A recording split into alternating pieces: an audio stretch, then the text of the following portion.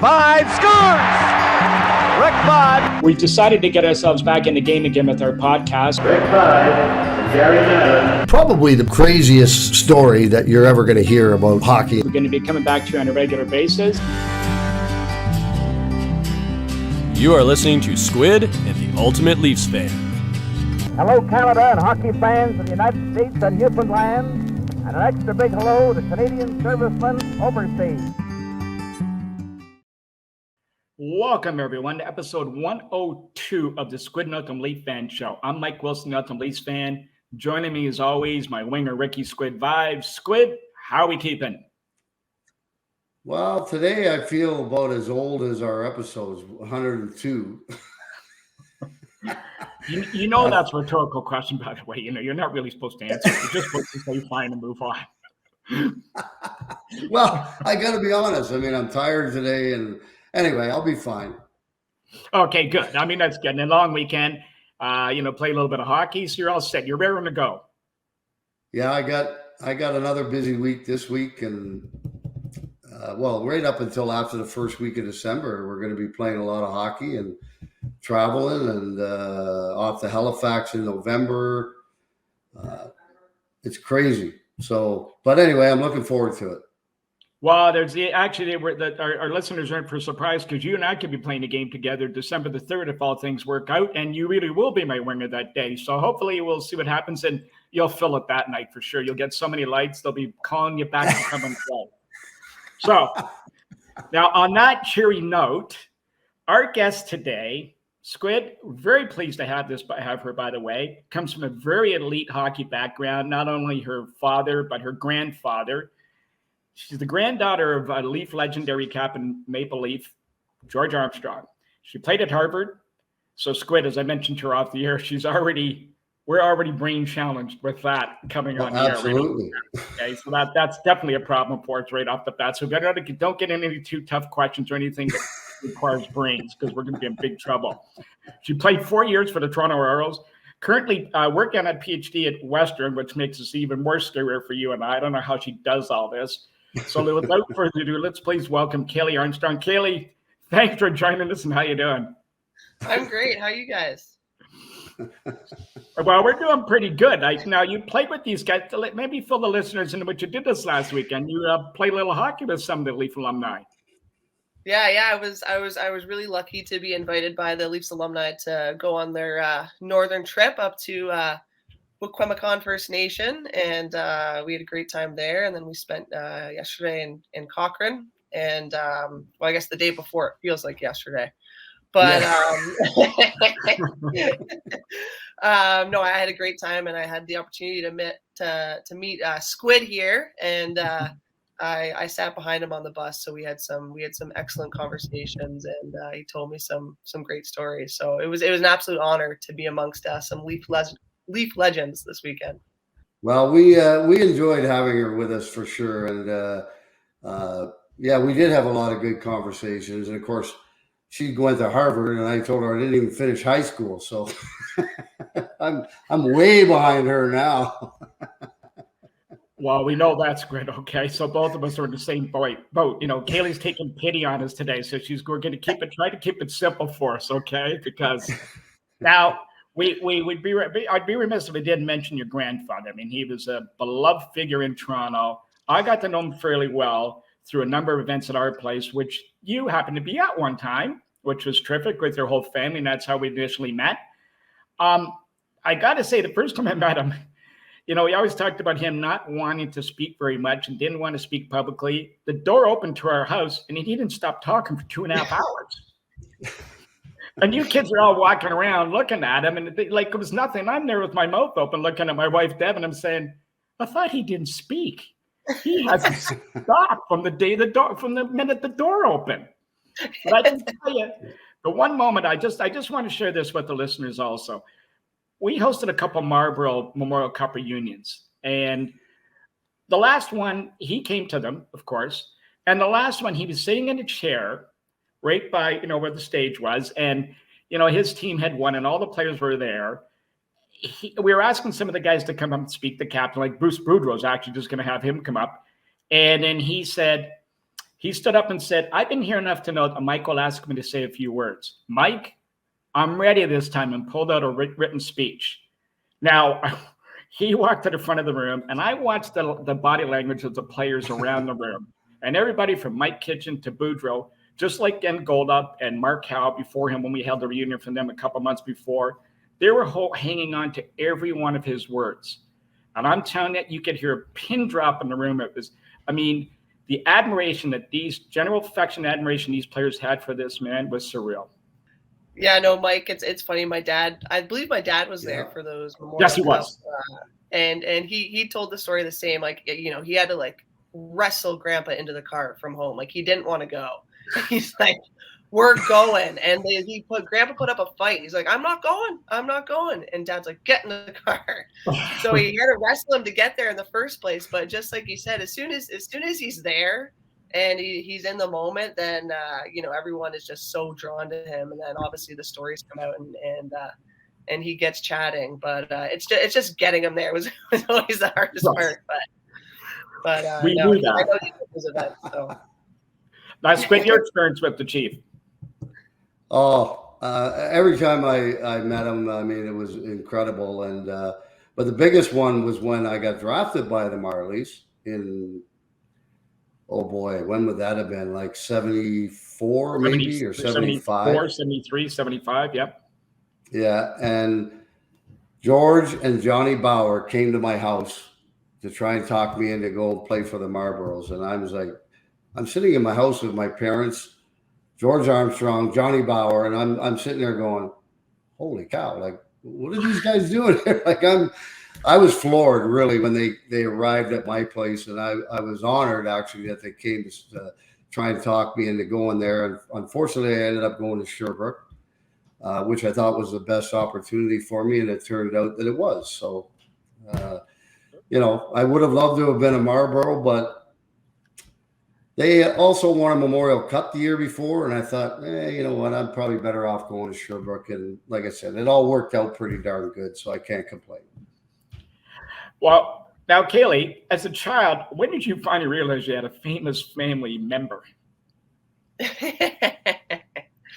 Oh, I mean, pretty early on. I mean, I obviously grew up a Leafs fan, and but what I always say is, like, I knew who Grandpa was, and I mean, as a kid, you don't fully understand, you know how big he was, but you know, Grandpa didn't talk much hockey around us, like, and you know, in my early life, he was just, you know, like the greatest grandpa a kid could ask for. He's just a goof. I mean, I'm sure you guys have seen his humorous side, but Yeah. We just absolutely loved him. Like, all the grandkids just absolutely loved him, and he was the best grandpa ever. Did he ever pull out his false teeth in front of you? Oh yeah, all the time, all the time. We did that at the draft table one year with the Leafs, Yeah. which was classic. Yeah, they caught it on camera. It was perfect. It's like that was one of the best. Yeah. Now, Kalley, first off, like, you were a great athlete as a young kid, but how did you get started in hockey? Yeah, I you know, like, obviously, like, I grew up idolizing Grandpa, and I wanted to be a hockey player, but I started in figure skating. Like, girls hockey wasn't as big as it is now when I first started, and so I got into figure skating right away, which I'm super thankful for because, I mean, Rick might disagree. He saw how much of a bad skater I am this weekend, but figure skating helped me kind of get into it and become a good skater. And then by the time I was like 7 or 8, I was like, it just wasn't for me, you know, like putting on the dresses and the makeup and the, you know, I was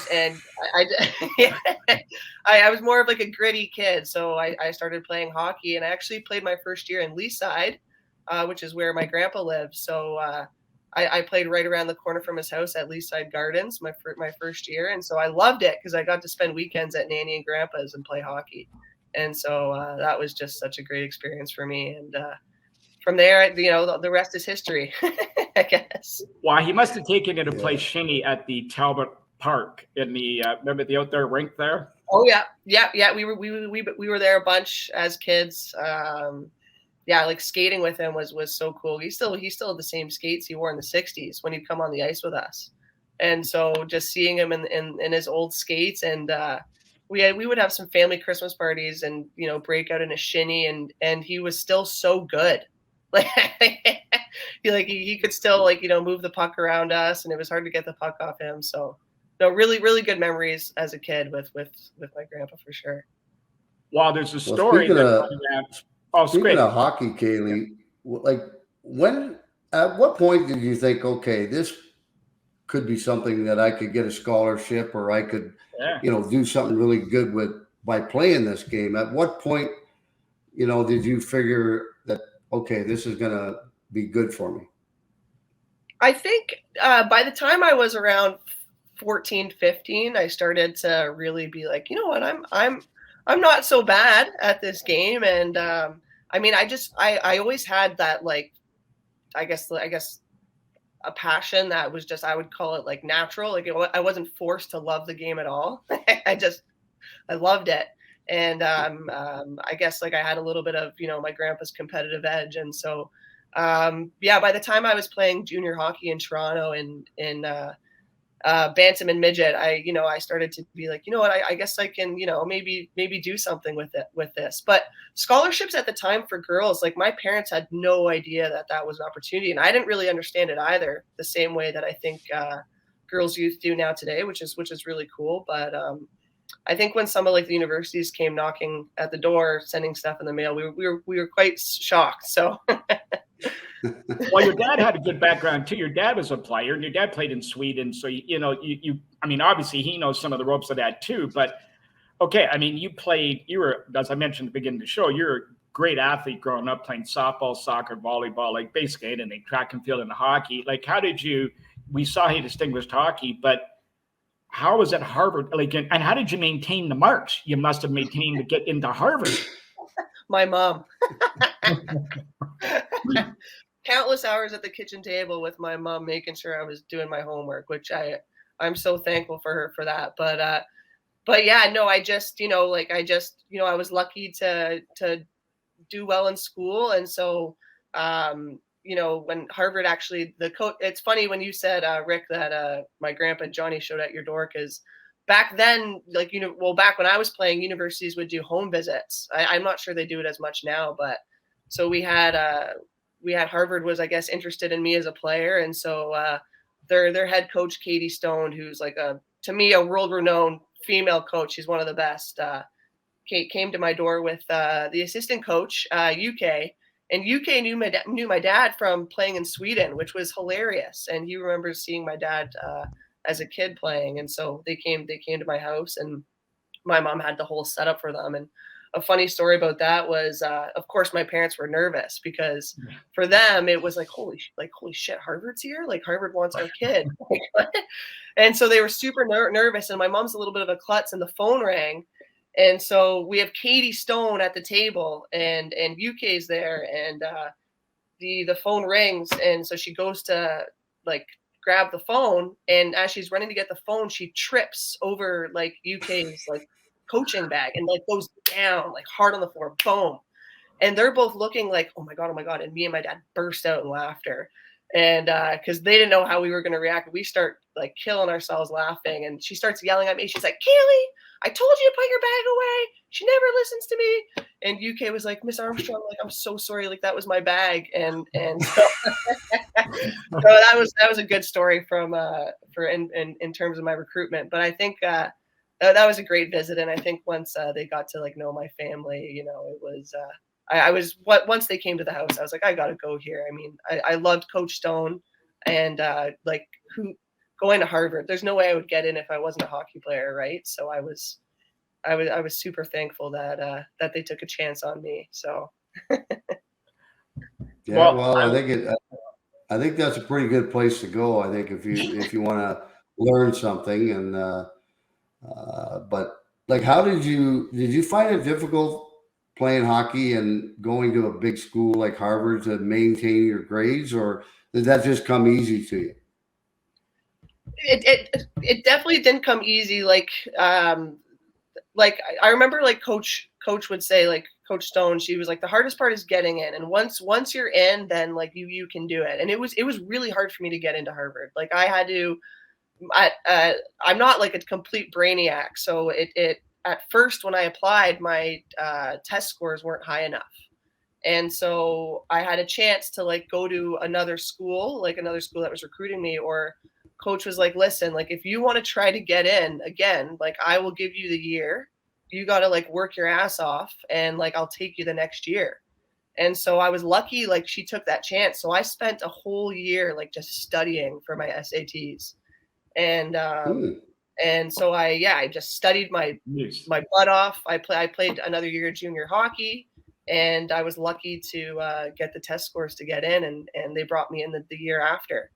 And so they literally took a chance on me, which was really cool. And so it was really hard to get in. And then once I was in, Rick, like, everyone's kind of in the same, mind frame. So like after practice, the whole team goes to the dining hall and we're all doing work together. So, just being a member of the team made it easier to, stay, in an academic mindset because everyone was doing it. It was like hockey school, hockey school, hockey school.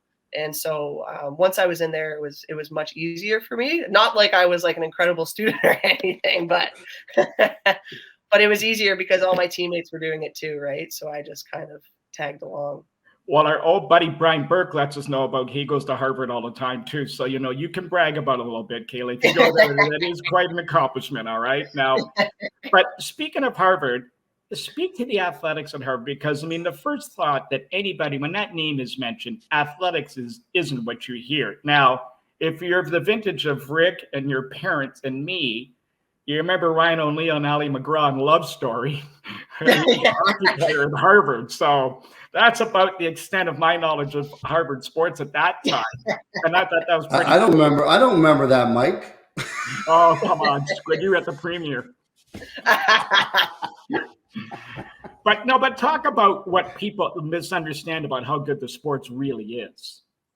Yeah, no, that's a great comment, Mike. Like I think it is definitely misunderstood how good athletics are, and it's quite amazing to see how good the athletics are, because they struggle to get athletes in with the grades to enter on the academic side, obviously, right? But no, like just the level of prestige I felt being a member of like the Harvard athletic department was just it's incredible. I mean, I would speak to it like for me it's like playing for the Leafs. I mean, you're playing for like such a great legacy and a great tradition, and the Leafs are just such a huge thing. And I felt the same way at Harvard. Like I was like, oh holy, I'm playing for like this incredible historical institution with the people that have come through here are incredible. And Harvard hockey itself is just the athletes that have gone through there and their accomplishments as Olympians and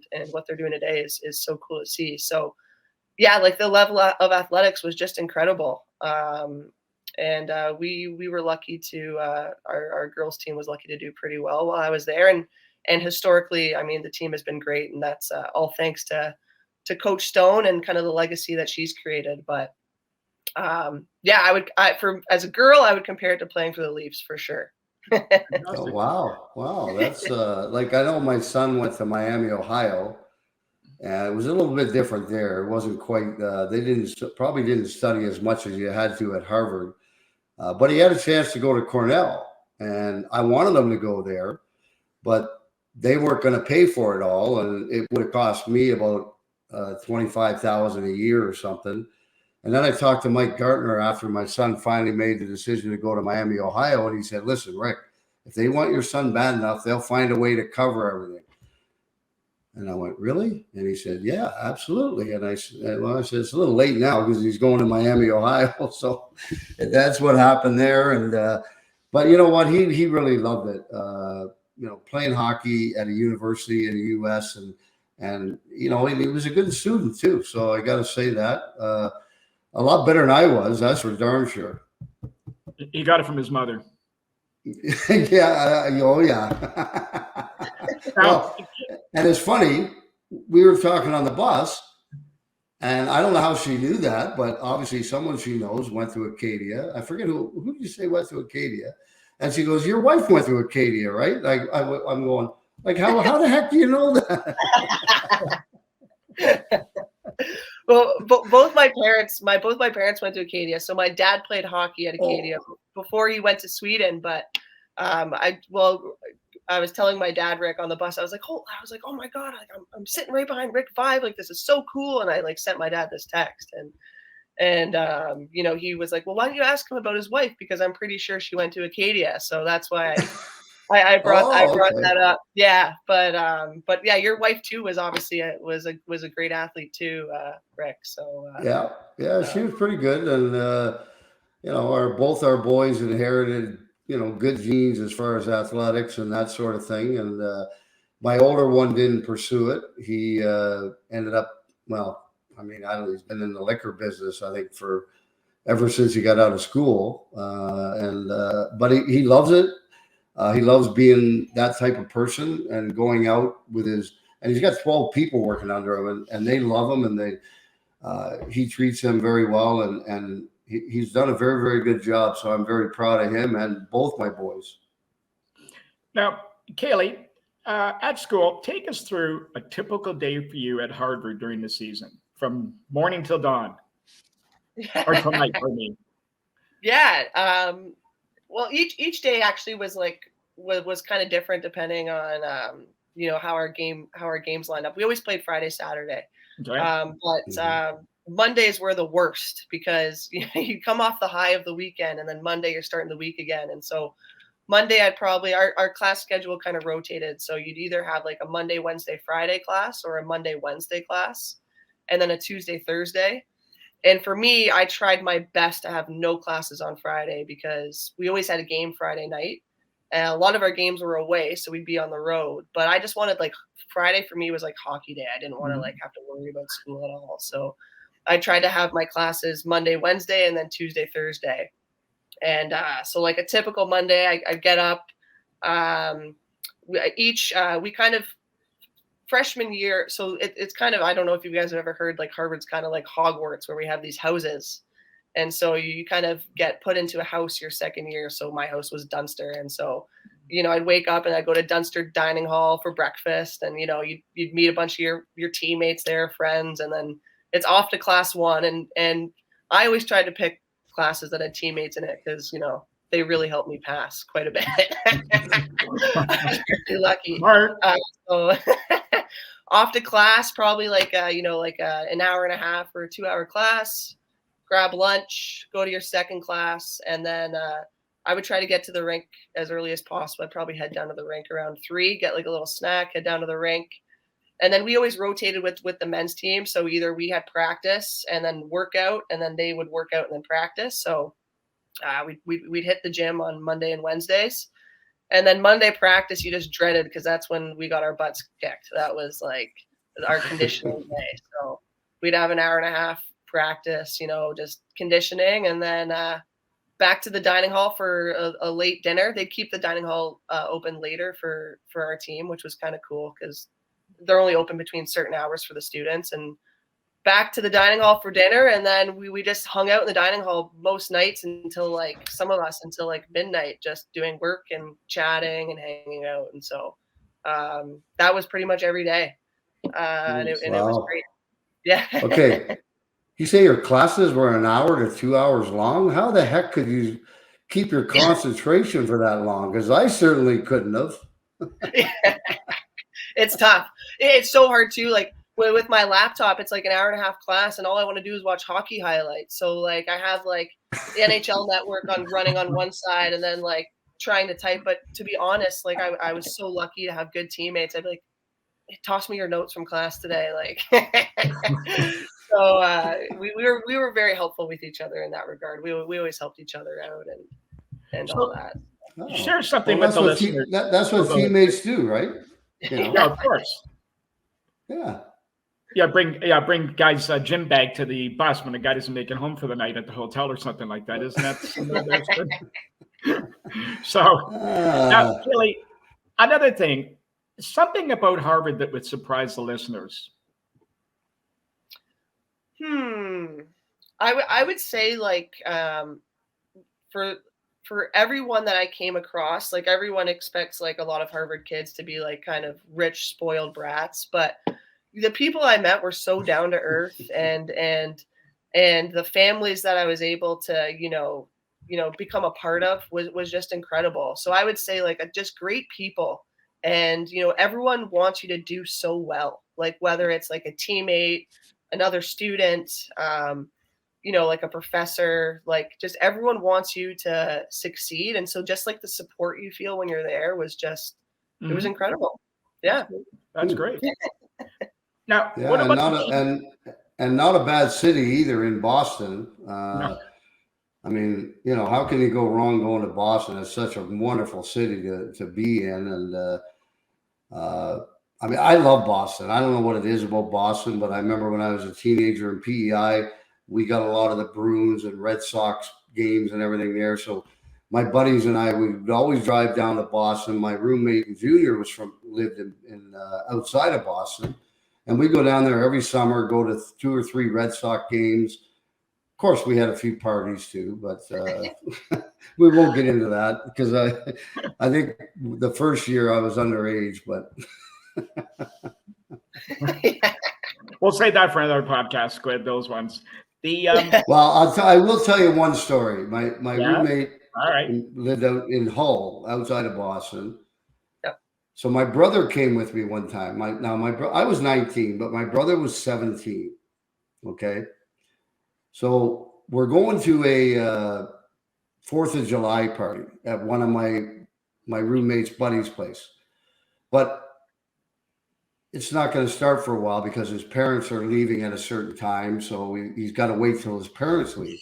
So we go to this amusement park, and we go to the amusement park to kill a few hours. We're going around there, and we come out, and so one of the guys wanted a beer. And of course, the trunk was full of beer. The whole trunk, that's all there was beer in the trunk. So he opened the trunk, grabbed a beer, and all of a sudden, 3 cop cars pull right up. And we're going like, what the heck is going on here? Like literally we get handcuffed, thrown in the car, and thrown in jail. And my brother's in a cell by himself away from us. And I'm like, I don't know if this is going to go very well because it was just, we got out okay. And we had to go to court on the Monday and pay a fine, and everything ended up okay. But I was really worried about him because he was only 17. He was all by himself in a different cell than all of us. And I was like, oh boy, but everything worked out. The worst part was they took our beer and we didn't get to the party. That's devastating, Squid. That's the worst part about it. Now, talk about your competition that you guys played against. Were the other programs take it as serious as Harvard? And again, the evolution of the game as it was getting bigger, as you said, from when you were a kid. Could you see it growing over your 4 years at Harvard? Oh yeah, absolutely. And it's funny, we were talking about this on the bus because one of the guys was like, like for you, like what was like kind of what's the difference in hockey? And like, for us, at least in our college days, like for the most part, you only play for one team, right? So you just become consumed and absorbed into the culture of that team. And you really don't learn. The most that I learn about the other teams is what I learned from playing against them and then my friends playing on them, right? So, like I'm sure like so many of my friends who went to like Cornell or, Dartmouth or, like Yale, for them, I'm sure they were like, well, ours was the best team too, right? Like, so, of course. But, no, it was incredible. Like, so our division was the ECAC, and so we played against all the other Ivy League teams. Yeah. And then we were like Clarkson, St. Lawrence, Colgate, Union, Quinnipiac, RPI were the other 6 non-Ivy Leagues that comprised our division. But I mean, just traveling to other schools was so cool, and just seeing how each school is so different, and so you kind of get to learn a little bit more about the schools and the little cities they're in, which is so cool.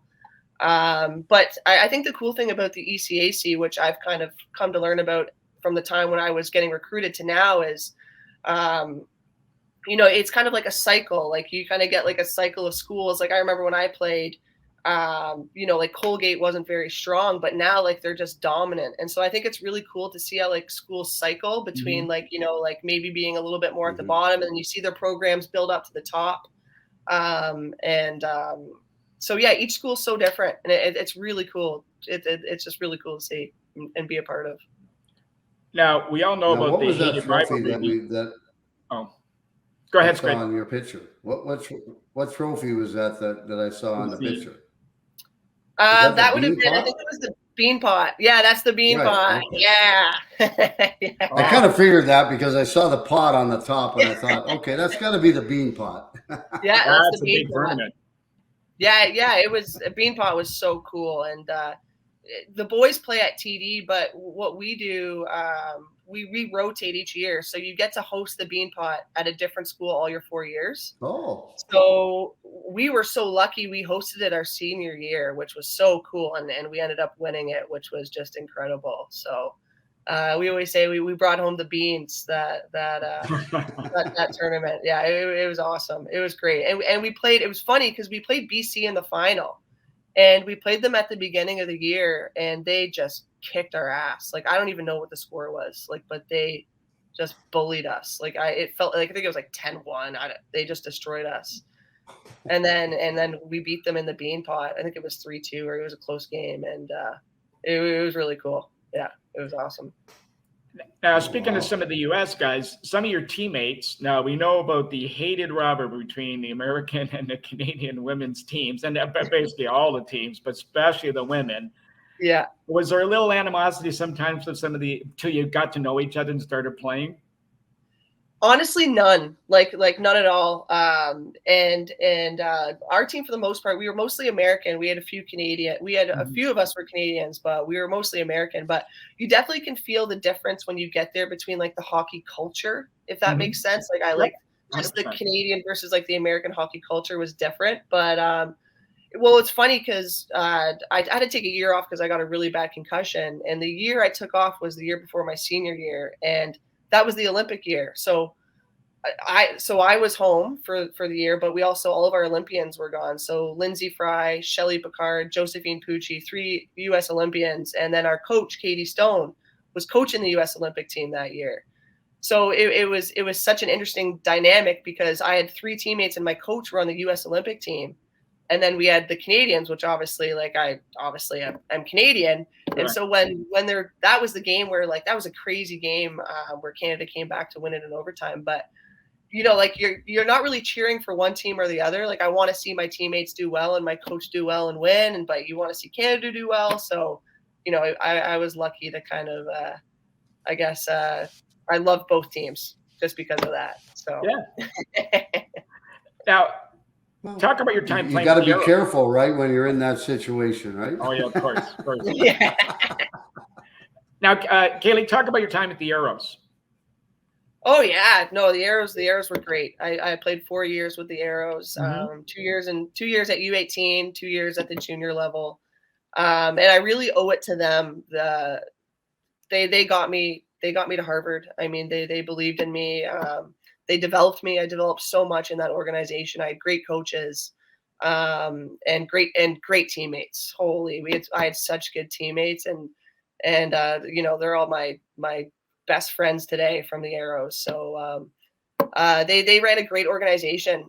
We were dominant back then. Now it's kind of cool. Like the girls, like the PWHL, they're like back then, like as far as I can remember, like Arrows were kind of like, you know, the team, but now it's really cool to see like how much girls hockey has just developed, because now like the competition level across the PWHL, like it's just spread so much more widely. So the competition is much better. So but the Arrows was great. That was like such an incredible 4 years, and they really made me a better hockey player. So well, Kalley, you know what, I know you want to give all those people with the Arrows credit, but you know what, you did it all and you got yourself to that level. I mean, you know what, all the players that make it to the highest level, I mean, yes, you get help along the way, there's no question, but at the end of the day, it's up to that individual to do what they need to do in order to get to the top. And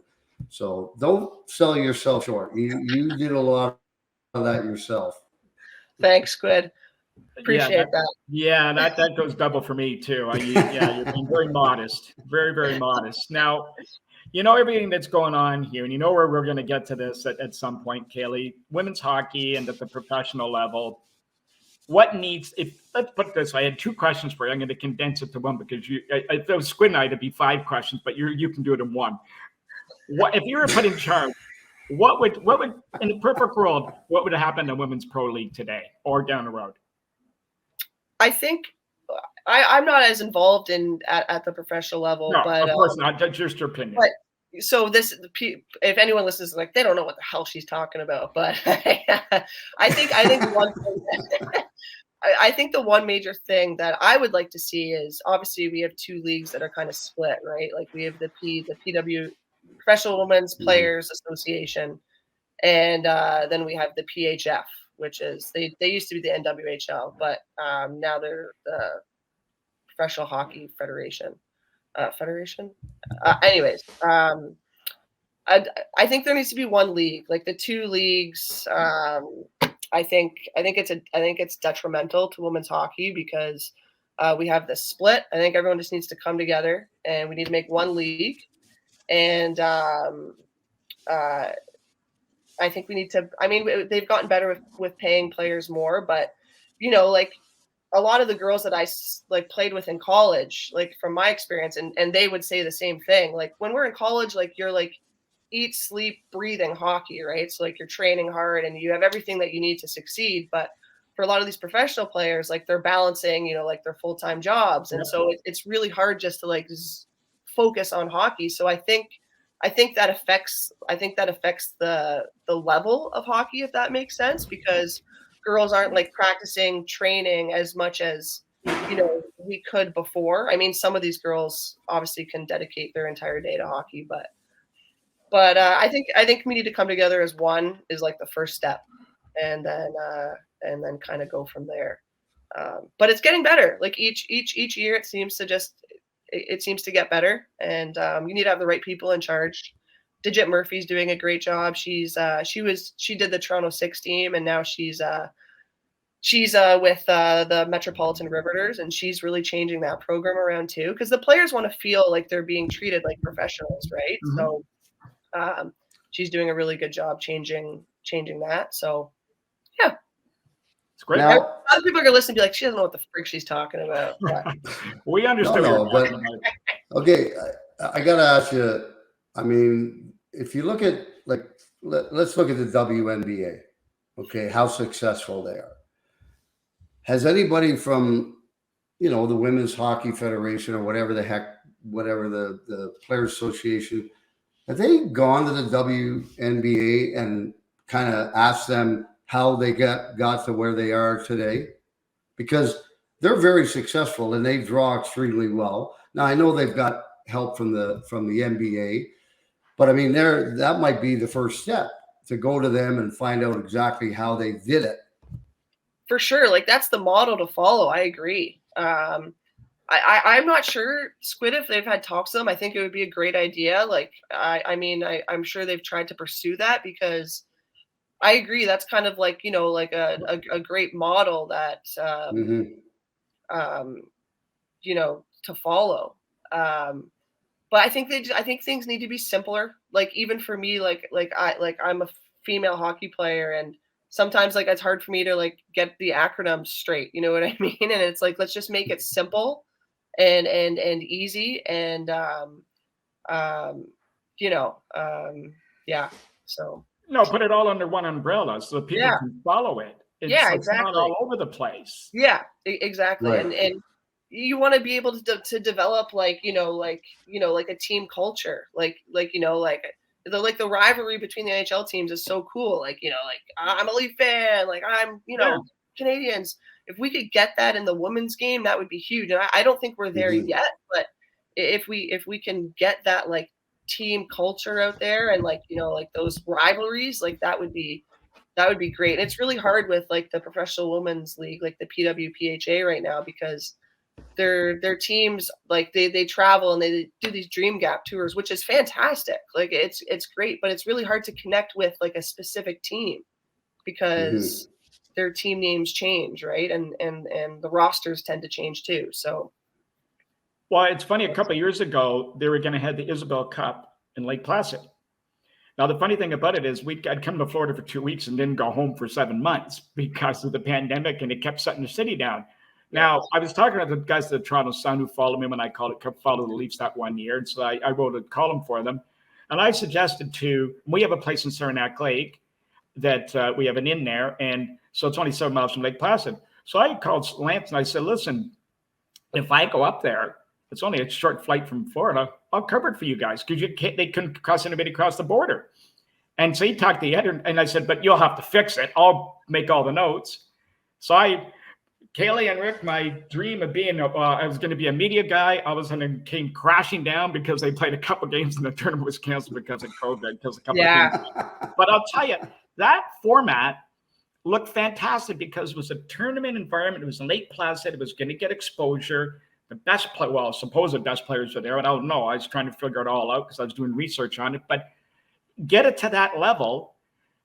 And then all of a sudden, because let's get into the Olympics. The Olympics becomes a 2-team tournament, and it's shocking that the Scandinavian nations aren't better than they are, especially because going back deep-rooted as they're in athletics. It's just shocking that they haven't caught up. But are they catching up? I think they are. Yeah, I think they're starting to catch up, which would be so great to see. Like if we could make like the Olympics, like obviously, like like it is for like the rivalry in the World Juniors. Like, I mean, that would be incredible. It's so true. It's a 2-team thing right now, right? And but the European countries they're getting better. They are getting there, and we're seeing more Europeans. Like when I played at Harvard, we had one European girl on our team. My whole 4 years, and so we're starting to see more Europeans like get over to the NCAA, which I think is great too. So it's getting there. It's great. Yeah, because I mean, if you look at the men, like there's so many Europeans that come over to play college hockey in the U.S. or the USHL, and then they go on to college hockey, but there's no place really for the women to come over and play before getting to college. So they got to have people obviously looking at them overseas in order to get them over here, I guess. Yeah, exactly. And those international tournaments help, right? Like just for exposure, but 100%, Rick. Yeah, like getting them somewhere to like develop before they get to the college path. Mm-hmm. Well, because then it'd be easier if you could follow the player from just like a hockey player. They follow the guy in minor hockey to junior to if they end up in the minor leagues or they play college, whatever they do, and then end up as a pro. There's a path. Yeah. And you see it that's why football's so successful in the U.S. because, you get high school football Friday night, college Saturday, and the NFL on Sunday. And the people can see the progression. Yeah. So, women's hockey, instead of trying to be to D, go to A, B, C, then get there, So, I mean, something like that Isabel tournament, which I know goes on all the time, but make a big focus like that and build the game from there. Wouldn't you rather have 6 really competitive teams play hard against each other for a weekend than 12 sort of also rans? Yeah, like exactly. Yeah. Listening to you, Mike, you should be the commissioner. Yeah, get in there. Mike Bettman. Well, don't give me that handle. No, okay, I won't. I'll be Mike Armstrong. No, I wouldn't do that to you, Mike. Yes, thanks, Squid, thanks. Kalley? No, I completely agree. I mean, like a lot of the talent obviously is split right now, and I agree. Like like 6 strong teams, and the travel makes it hard too, right? Like especially like for like there's a Minnesota team in the PHF, and like especially for women who might have their different careers, they might have shift work, whatever they're doing. It makes it hard to like travel on a weekend for a couple games. So even if the teams like were like closer, if it became more like accommodating, but it's hard. It's really hard, but hopefully it gets there. I'm with you. And I mean, I think that just seems to be it's all over the place. And, and again, we were beating a dead horse here, but I mean, if we could just consolidate it all and keep it as one, I think you start from there, it'll get that snowball effect, because then fans will have something to relate to, especially if you have rivalries, if you have Toronto against Montreal, Boston against Buffalo, and all these type of inner rivalries are already there. They're already in place. Yeah. So just take advantage of them. Exactly. Yeah. Well, it's hard not to have a team in Minnesota. I mean, come on, Minnesota is kind of the state of hockey in the U.S. I know a lot of hockey is played in the East and in the Massachusetts, Connecticut, all over that area. But Minnesota, it's pretty hard not to have a women's team in Minnesota, I would think. I know it's a lot of travel, but again, I think it's pretty difficult not to have a team there. Totally, Yeah, no question. Totally, Squid, especially like the universities there, right? Like they're producing so many. Yeah. There's so many hockey players come out of there. No, I completely agree. But just, somehow making it easier for, the women to travel back and forth. It's just, I think it's just going to take time and work out all the kinks. So Kalley, your latest, what you're doing now, PhD, how's that standing, and where are you coming with all of that? And what are plans once you do get that certificate? She's going to be the brightest woman in the world. Well, she'll be the brightest one on this podcast. That's no question. Yeah, for sure. That's a given. Well, no, my teammates, I think they laugh at me that I'm still in school, because they're like, Army, what the hell? Like, you were like the worst student on the team. What the hell are you still doing in school? Yeah, I have one more year left of my PhD, so I'm hoping to wrap that up in 2023. And then it's funny, like I'm still in school, but I love coaching. Like I love it. And I work a lot with First Nations kids in the London, Ontario region, and I work a lot with the London Devilettes. I coached their U18 Tier 1 team last year, which was awesome. And so I just wrap up school and then kind of figure out where to go from there. And whether it's something in hockey or something not, I'm not sure. But no, it's going good so far. So you would like to stay involved in the game? Like that was going to be my next question. Yeah, absolutely. I want to stay involved for sure. I mean, and these pictures, it's so cool. Like those are like, a bunch of my First Nations kids that I coach. That's at the Little NHL, which is like a huge First Nations tournament in Ontario. It's awesome. There's like hundreds of kids there playing. And so I love coaching the youth. I absolutely love it. Well, the smiles alone are worth it. The smiles in those pictures are worth it alone. Yeah, I'm getting distracted by the pictures. I'm like, oh my God. Yeah, it's nice to see. I mean, I know we do a lot of those things as Leaf alumni. We go to communities and do. It used to be called hockey in the neighborhood. I forget what they call it now. But the sad part is going there. We give them sticks, equipment, and everything. But there's some really good players that could play double, AAA in the GTHL, but they can't afford it.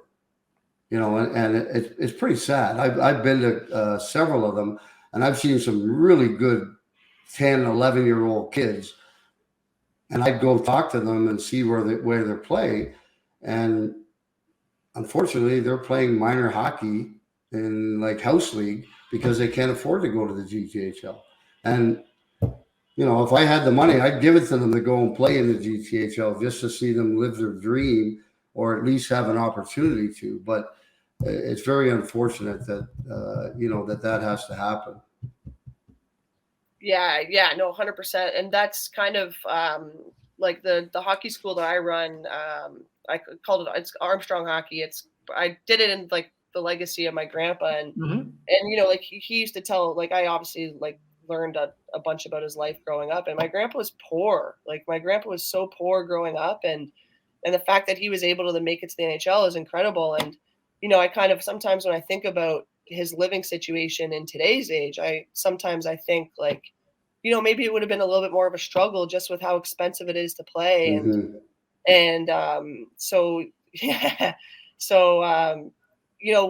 I try to do with my hockey school is I'm really lucky to get a lot of donations and stuff, but we try to offer training, and I try to help with registration fees and equipment, because it's hockey's so expensive, and especially for these First Nations kids, like giving them as many opportunities as we can to succeed in hockey is incredible. And even like Rick, like you saw, like this weekend, like just being in Wikwemicon and with TTN there in Cochrane, like just being amongst like the youth, it's just, they love hockey. They absolutely love hockey, and they're so passionate about it. So for the Leafs to be there is that's an experience those kids will never forget.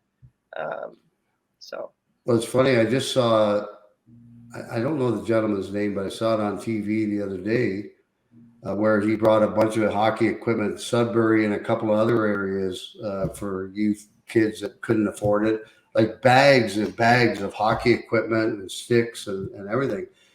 I don't know where it got it. Obviously, people donated it, and that was really nice to see. And I wish more businesses or organizations would get behind those types of things, because, like I said, there's so many good hockey players out there that never get that opportunity because they can't afford to play at a high level. And it's sad. It really is. Totally. And even like so many Indigenous communities, especially the northern ones, like they can't start playing until like it's cold enough for like the ice to freeze. And like they can't even play on a rink. Like they can play indoor hockey. And so they miss out on so much development. And so just being able to build infrastructure in more northern communities, just so these kids can have these opportunities, because I really do think the game saves people. And I think it could, make a big impact, especially in those communities. So yeah, I totally agree with you 100%. Now, I guess it's not really a question, but why don't NHL teams in Canada do a little bit more for those communities and that sort of thing? I often wonder why they don't do a little bit more. I think it's just like developing relationships. Like, it might be people don't know, and even like just like the relationships that I think the alumni developed this weekend, with these communities, like, with like Brad May had been to TTN before. So, and all the kids were so happy to see him again. Yeah, you were there before. Yeah. And they remember, right? They remember those experiences. So I think just like keeping these relationships going and just continuing to develop them. And there's a lot of ex-NHL guys that do a lot of stuff with communities. Like I know like John Chabot's doing a bunch of stuff, and obviously like the Nolans do a bunch of good stuff as well. So yeah, it's just keeping the relationships going, I think, growing the relationships. So for anybody out there listening, is there a spot if somebody has old hockey equipment or somewhere that you actually have, Kalley, it can be sent or something, not to your house, but is there somewhere somebody can do something? Yeah, for sure. Like there's definitely like I did a thing I've done like maybe a year ago where the Calgary Flames bank sent me a bunch of equipment that I gave to some kids in the community, which was really cool. It's just finding the right people to like send to, but I know a bunch of northern communities need equipment. A hockey school I work with in London, they've been working up in the Yukon, and they said these kids like barely have any sticks. Like they don't have sticks where there's like a bunch of lefties, but the kids don't have right-handed sticks. And so I think it's just like finding the communities that need the equipment and getting it out to them and finding those contacts. But there's definitely a need for sure. Okay. Well, folks listening, don't throw your stuff out. We have a spot for it. You can contact us and we'll try and find a spot for you. Okay. So send it to the Ultimate Leaf Fan at one of our sites and we'll find something for it. We'll get it to a good home, believe me. And we'll even have somebody come and pick it up. Squid will drive in from Niagara Falls and go get it. No. I would do that. Absolutely. Actually, we will come and pick it up. If somebody has stuff they want to give away to help these kids, we would do something along those lines. So we've taken up a lot of your time, Kalley, but so we're getting near that time is – not our friend again, but any final thoughts before we let her go, Squid? No, well, maybe she'd like to come with us again. I think we're going up to, gosh, I forget the name of the place now. Garson? No, you got to fly up there. Were you guys going to go to Thunder Bay?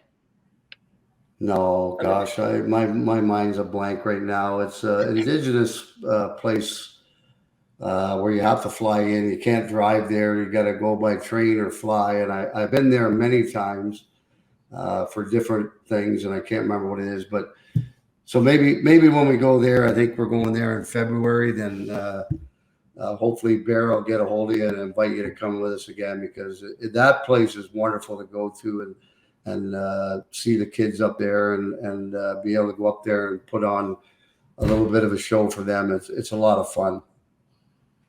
Yeah. And I can't remember the name of the place. Like Moose Factory. That's it. Moose Factory. Yeah. Yeah. Moose Factory. So we've been up there several times. I went there on my own one time for something they had. They had things in the gymnasium for universities and businesses and all that. And I spoke to the kids up there, and our team has gone up there, our alumni, several times. I believe we're going again in February. And it's always fun to go up there. They treat you like kings when we go up there. The people are so wonderful, and we have a great time. So maybe you can come with us, Kaylee. I would love to. Grandpa always used to go up to Moose Factory. He'd go up and visit the community up there, and I have pictures of him like in like a tuberculosis hospital with a bunch of Indigenous kids, and so that would go full circle. I would love to join you guys. Well, I'll let Bear know that. And get on the phone to Drew right away there, and Bear, Squid, and get that happening. Well, Kaylee, we can't thank you enough for joining us today. You're a wonderful guest. We didn't think otherwise, by the way. We knew you were going to be good. And take this right along the same. You got the great lineage. You came on. You were fantastic. Best of luck to you going further with your PhD, and hopefully we'll see you in hockey one day. Thank you guys so much. Like, total honor speaking with you, and I really appreciate it. Great having you.